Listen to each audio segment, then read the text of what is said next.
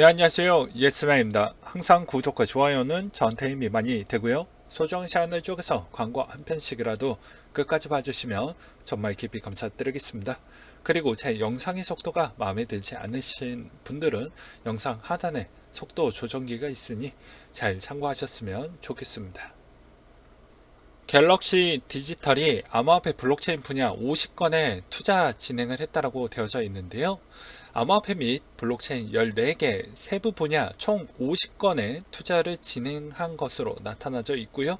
앞서 외신은 갤럭시 디지털의 산하 갤럭시 디지털 캐피탈 매니지먼트 초기 운용 자산 규모가 3월 31일 기준으로 3억 달러 수준이라고 보도도 하기도 했습니다. 미국의 암호화폐 플랫폼 2.5억 달러 자금 조달이 추진이 되었다고 되어져 있는데요. 기업 가치는 80억 달러 정도 된다고 되어져 있습니다. 블룸버그 통신에 따르면 미국계 모바일 주식 암호화폐 거래 플랫폼 로빈 후드는 2억 5천만 달러 규모의 자금 조달을 추진 중이며 해당 투자에는 세카이어 캐피탈 등 주요 투자기관이 참여한다고 되어져 있습니다. 이번 자금 조달로 예상되는 기업의 가치는 80억 달러 수준이라고 되어져 있으며 로빈 후드는 지난해 7월 한 차례 자금 조달을 했으며 기업 가치는 72억 달러로 추산이 된다고 되어져 있습니다. 자금 조달이 가능하다라는 것은 그만큼 시장이 안 좋음에도 불구하고도 이 시장에 들어오려고 하는 자금도 일부 있다라고 긍정적으로 해석을 해볼 수도 있게 되겠죠.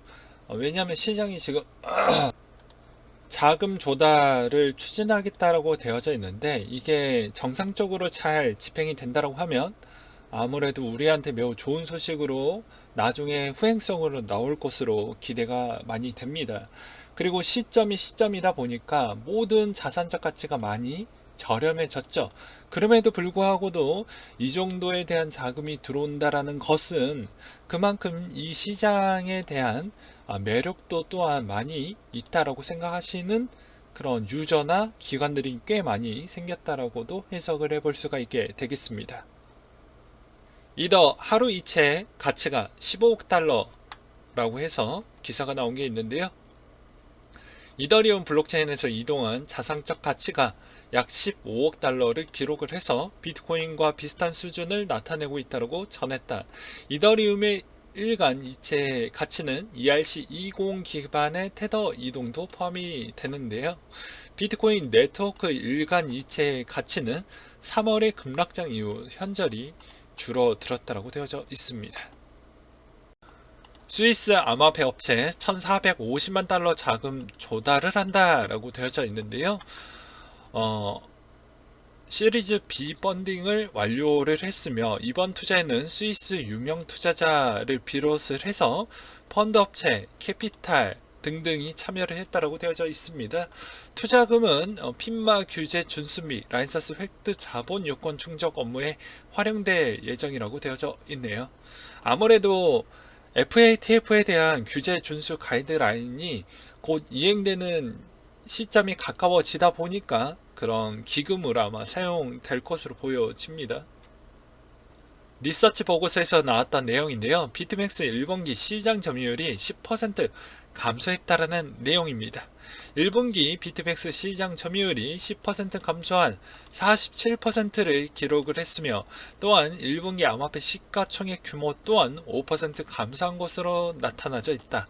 이 중에 비트코인의 시장 점유율이 3.5% 가운데 스테이블 코인이 시장 점유율이 1.1% 증가했다고 되어져 있습니다. 당연히 테더가 기존의 시총 순위를 한 단계 한 단계씩 올라오고 있고 지금의 리플에 있는 시총 순위도 지금 넘보고 있는 실정이기 때문에 상당히 테더에 대한 성장 부분이 계속해서 높아지고 있죠. 높다라는 의미는 전체 코인 시장의 비트코인 가격이 그만큼 많이 못 올라간다라는 의미이기 때문에 테더가 빨리 시총의 후순위 위주로 좀 내려갔으면 좋겠다는 생각이 듭니다. 또한 1분기의 시장 점유율 또한 이렇게 많이 떨어졌던 배경은 비트맥스의 그 사건도 있었지만 요 사건도 있었지만 그거를 제외하고도 나머지 자산군들이 너무 쌌기 때문에 요 한 달간 쌌기 때문에 나머지 쪽으로 좀 포트폴리오를 짜고 그쪽에 자금이 들어가다 보니까 오히려 이런 시장 점유율이 전체적으로 좀 떨어졌다라고 생각이 듭니다. 전체 거래량 대비도 그렇게 또 많이 늘지도 않았거든요. 암호화폐 커뮤니티 채팅방에서 축소가 되면 비트코인, 알트코인 가격에 미치는 영향에 대해서 분석한 보고서가 하나가 있었는데요. 보게 되면 여러 가지 채팅방이 있는데 거의 다 코인 회사 위주로 되어져 있다는 걸 볼 수가 있습니다. 여러분들이 좋아하는 뭐 리플 한 손실폭이 한 63% 정도 된다고 하는데요. 채팅방에서는 25에서 75%에 대한 회원 손실이 발생한 것이다. 그것으로 인해서 채팅방에 즉 그룹방에 대한 인기도가 상당히 줄어들고 있다고 되어져 있는데요. 18년도, 19년도, 20년도에 따라서 멤버의 로스값 부분 또한 추산을 했습니다. 정확한 데이터까지는 세부적으로 나오지 않아서 저도 좀 아쉽다라는 생각도 들기도 하는데 이거를 추출을 해서 나름대로 해석을 해서 보게 되면 스텔라가 생각보다 선방을 했다라는 게 좀 아이러니하네요. 올라오지도 많이 못했는데 말이죠.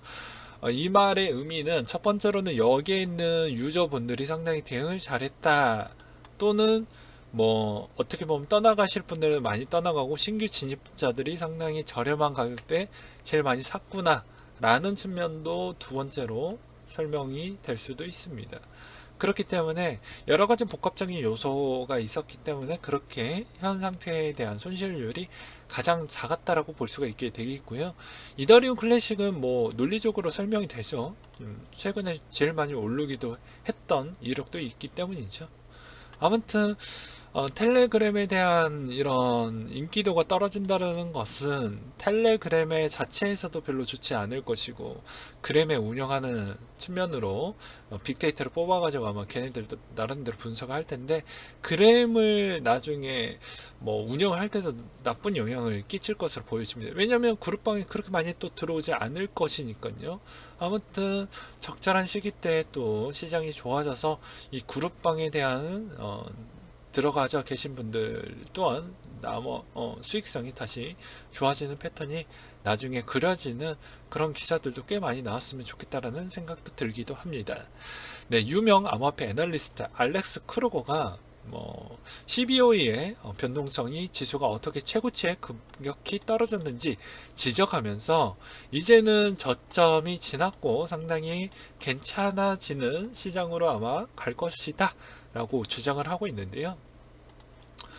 해당 이미지 사진을 보시게 되면 이제 차트를 공유하면서 5주 동안 비트코인 시장에 볼 수 있는 강력한 거래량을 감안하면서 비트코인 3,700달러에 기록한 3월 12일 최악의 추락에 지나간 단단한 사례가 만들어질 수 있음을 시사를 하기도 했습니다. 그렇기 때문에 저 또한 이 거래량으로도 또 분석을 자주 하기도 했었죠. 이렇게 절정으로 나왔던 시장의 패턴 라인은 거의 강력한 지지 라인으로도 만들어주는 구간대이기 때문에 이 라인에서 다시 약세를 보여준다라고 해도 전저점 대비를 가기 위한 보기에는 조금은 어렵지 않을까라고 생각도 들기도 합니다. 비트코인 가격이 영인 주소가 하루하루마다 45만 개 이상으로 증가를 해주고 있다고 되어져 있는데요. 보게 되면 4월 7일자, 6일자 때가 가장 심했다라는 걸 볼 수가 있습니다. 하루 평균 38만 개의 새로운 주소가 생성이 되었고 잔액이 영인 전환된 주소가 44만 8,270만 개로 도달을 했다고 되어져 있습니다. 이렇게 영인 주소가 많아진 이유는 코인적 관점으로는 안 좋은 소식인데요. 이러한 추세가 그렇게 또 오래 가지도 않았습니다. 아무래도 이렇게 영이 찍혀진 배경은 그 해당 질병으로 인해서 나머지 자산들이 너무 싸다 보니까 기존에 있던 자산군들로 조금 더 안정적인 자산군들로 좀 스위칭이 되지 않았을까 라는 생각이 좀 들었고요. 그리고 두 번째로는 아무래도 드디어 화폐에 대한 불확실성이 지금 최고치에 가중될 수 있는 아주 좋은 시기였는데, 비트코인이 그런 상태로 나왔던 상품인데 왜 반등을 못 해줬냐 라는 측면으로 실망 매물도 같이 초래하지 않았나 라고 생각도 들기도 했습니다.